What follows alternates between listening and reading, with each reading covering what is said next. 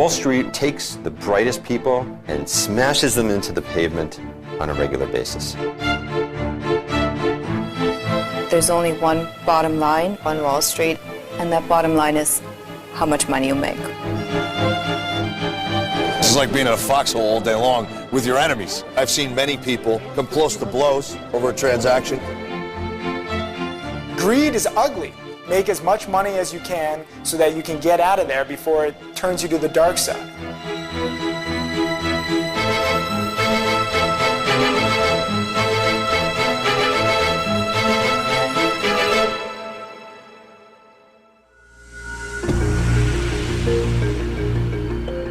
Wall Street is all about greed, the worst of human emotions, and it's not a good place to be. But it's great to try and make some money. You know, that's capitalism. I started my own hedge fund senior year of college in March of 2003. I work out of my apartment.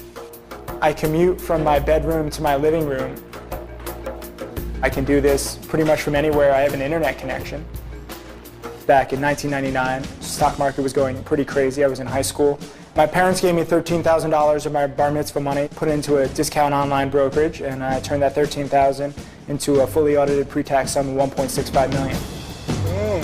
It all happened freshman year in college. I pretty much made $1 million in 5 months. Give me that, you little bitch. I'm waking up in my dorm room and I'm up 20 grand in the day. It almost wasn't real. It was almost like a video game. That was sweet.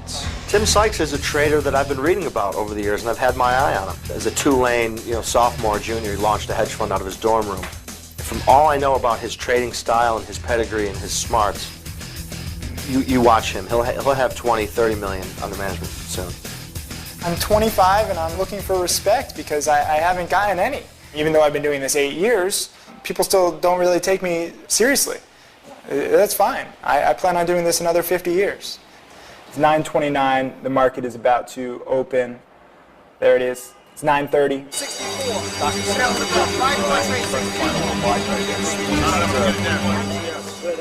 It's sort of unusual. Market's sold off about 50 points. No good reason. But stock that's been under pressure is starting to find some buy sides. 4,900 shares and a half ATS. The market is open. Everything's going haywire. This is all the buyers and sellers. Everyone's just panicking. They're just shitting their pants right now. It's going to be a crazy day. Shares and a half ATS. So leave 27.5.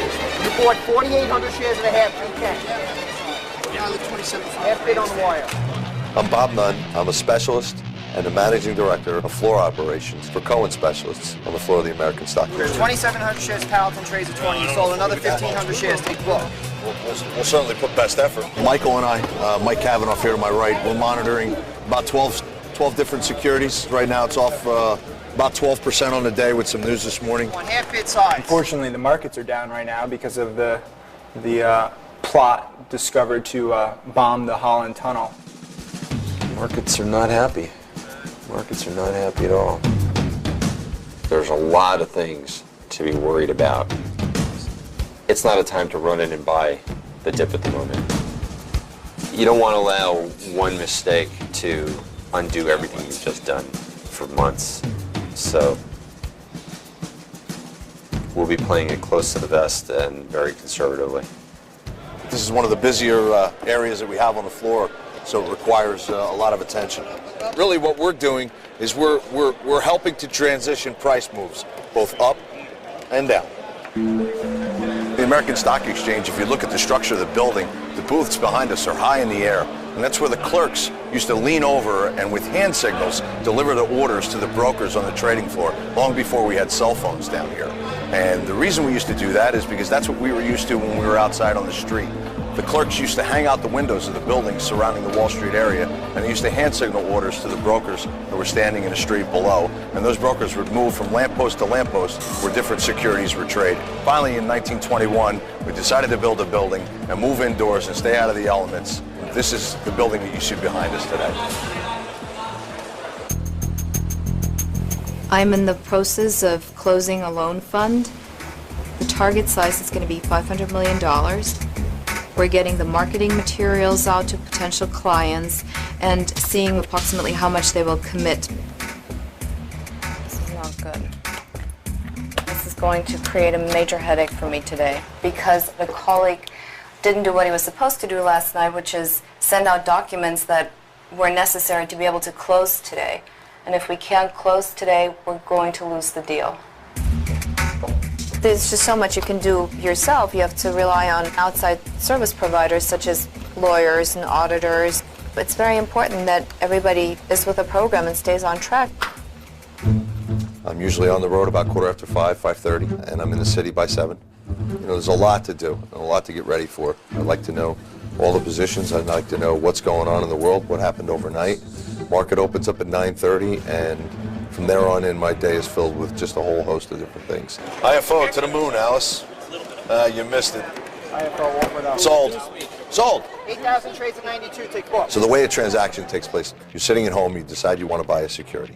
You call up your broker, say, I want to buy this stock. That broker will in turn call his representative on the American Stock Exchange. That broker will take the order from the sales rep, and he will take that to what they call a specialist post. That's where we stand all day. That's a central location where all of the transactions take place in this particular security. If the broker wants to buy the stock, he'll pay the offer or the price that someone is willing to sell it, the lowest possible price. The guys walking around in the aisles are mainly brokers and traders. The guys behind the posts are the specialists. They're the ones handling the order flow, sort of like the traffic cop, auctioneer, and trader, all in one. So I just shorted 2,100 shares of this stock, betting that it'll go down 597. Right now it's 590. I short sell small cap and micro cap equities. So this is the chart of the stock I'm playing. You can see this is the past 10 days. It's really done nothing up until here when a newsletter promoted it. But it's just bull news. I mean, after I did all my research last night, and I've come to the conclusion that this stock is going down big today. Look at this. This stock is about to break out. It's going, baby. This is going to be a damn good short later. Mark the time. It's at 10:15 a.m. It could keep going higher, or my guess, end of the day, it closes at $5.60. My whole strategy is trying to find these stocks that shouldn't be hot, and this, I believe, is one of them. Shorting is so mysterious. It's kind of like hedge funds. So if you run a short-selling hedge fund, God forbid, you're the devil. It's unpatriotic. I mean, I'm betting against American companies. I'm rooting for them to fail. Little do they know that the companies that I'm shorting, they don't deserve to have a high stock price. So I'm not a bad guy. I'm just taking advantage of the fact that bad guys are out there. When you short a stock, you're basically taking a negative position in the company. And therefore, in order to take a negative position, you have to borrow shares from somebody who has a positive position. So it's actually kind of a loan. What do you leave? Why would you pay? Oh. You know what? Tell Rob he just confuses the hell out of me. Why would you leave 3,000 shares to work? 3,100 shares to work. This work is not easy at all. You're always thinking. You always have to be thinking. Your brain takes a pounding. We've had people with heart attacks on the trading floor have to be carried off. So there's a high level of emotion and there's a high level of stress, and every day is a different scenario.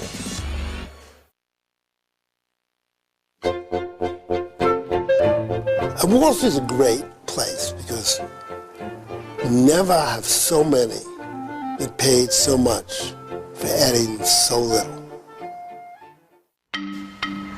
I'm basically calling you to tell you that I'm expecting to see the documents today.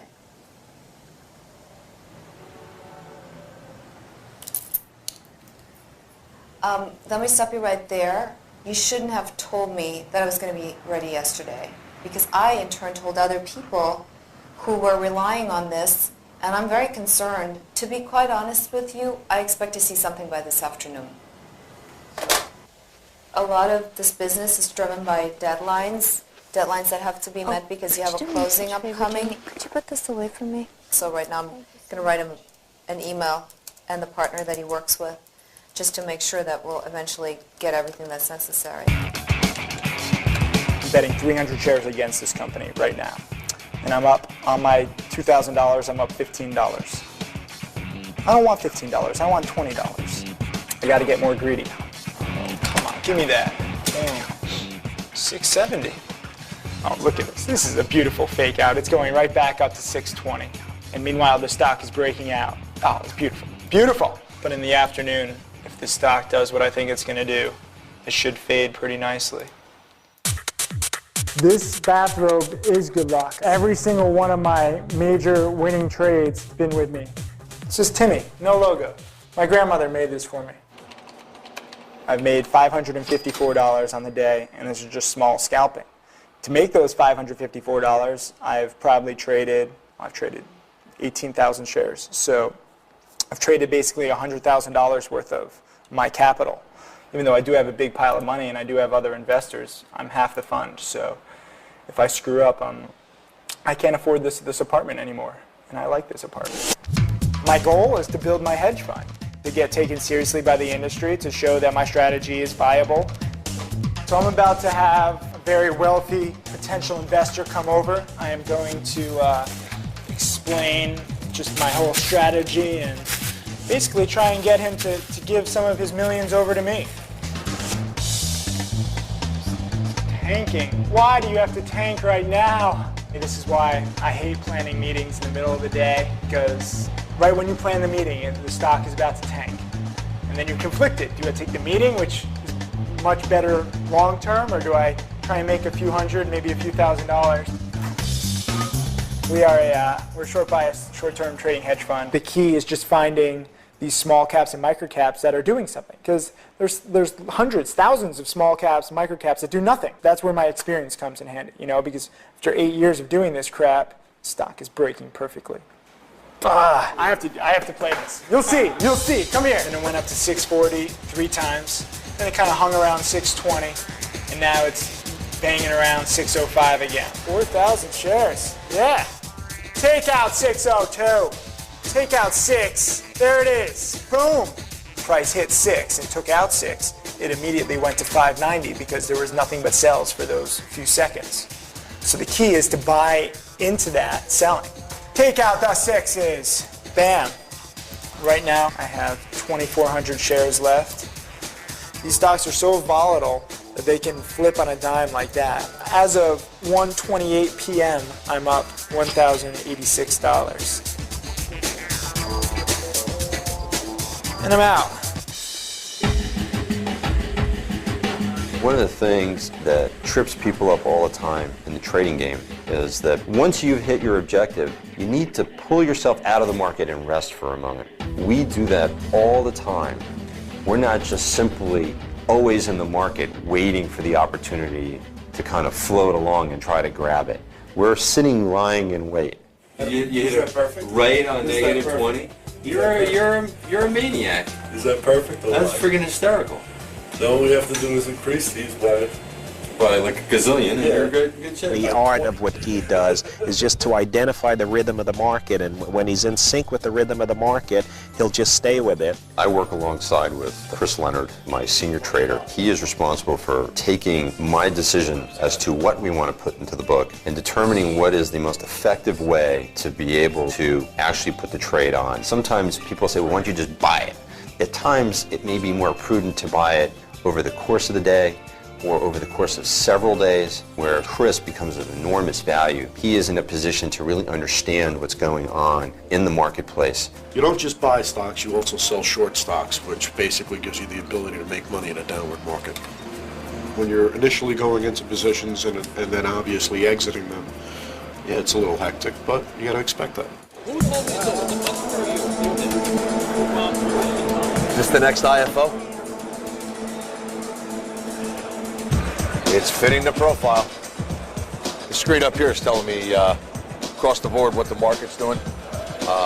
Each one of these panels, these lines, columns here, divided up by the stocks that we have here at the Post.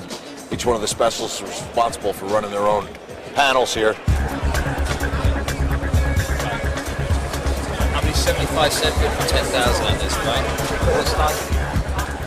If someone does come to the Post and wants to sell a particular stock and there's no one around to buy it, we as specialists have to buy it. It's a federal obligation.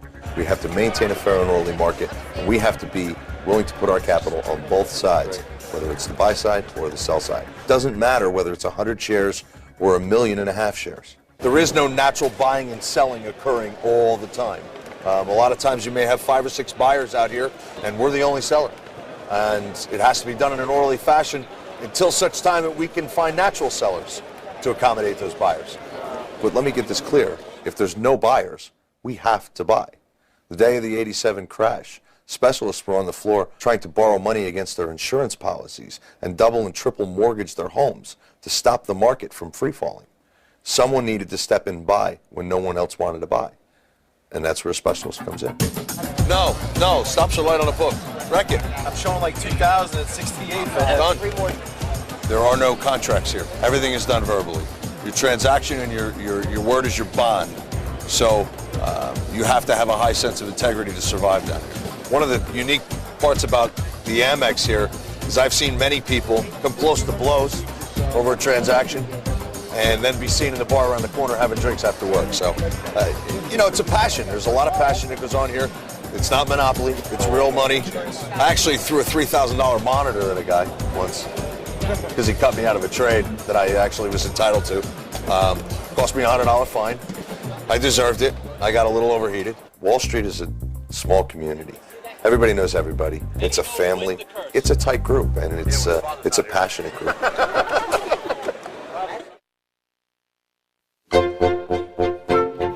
11 Wall Street, the New York Stock Exchange. Sure, it's a place of worship today, but before the late 18th century, somehow it didn't even exist. Before then, traders and speculators would gather under a buttonwood tree at the foot of Wall Street to trade informally. In 1792, they finally got their act together and started the New York Stock Exchange. Today, the exchange has a global capitalization of $21 trillion.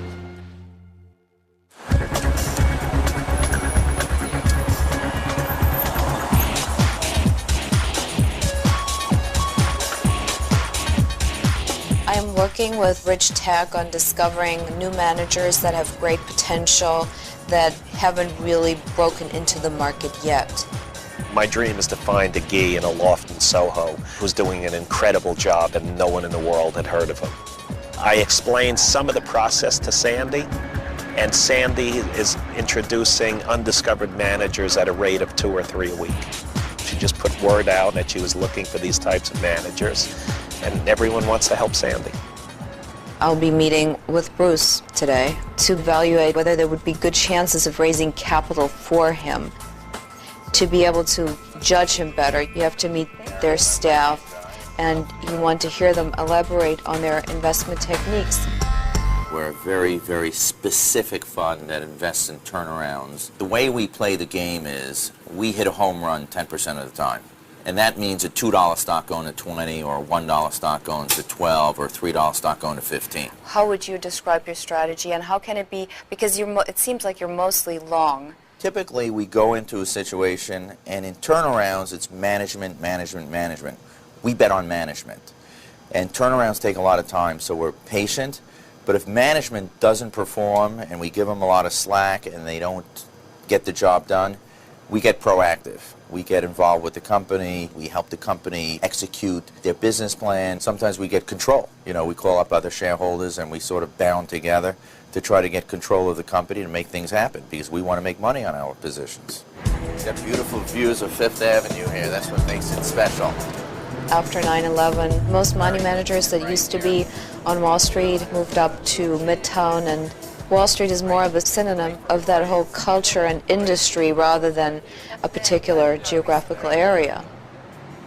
Yeah, the last half hour on the trading floor is really busy. It's really, sometimes you got to really concentrate, especially when the market starts to make a decent move like it is right now. There's nothing really out there that shows why it should have sold off. You know, 30% of what it was up on the day. But, you know, it's taking a good hit here. You bought 4,900 shares and a half ATS. Something caused it to sell off here in the last few minutes. Half at 24 at 51 sold. 49 more trades at 51. 5,000 trades at 50. You bought 2,500 shares and a half. Sounds like HOM's picking up a lot more. I'm out. Oh, no. What's he doing? He needs to know what he's doing. You bought 4,800 shares and a half GK. You bought 4,000 shares and a half ATS. You leave 15,000? 15,000. All right, listen, I'm going after you.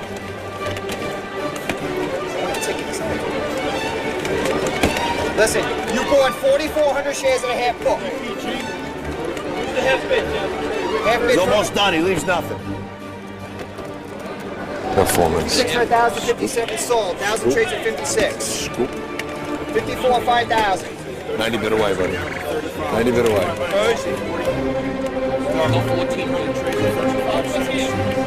54 for 3,000 shares, 2,059. The most challenging thing is having to make split-second decisions.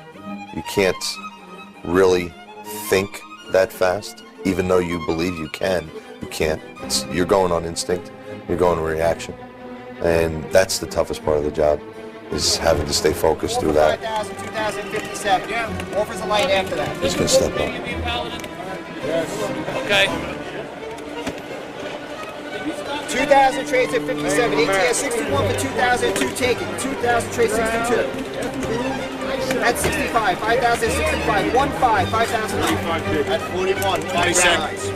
1,5. 5,009. 35 for 1,000.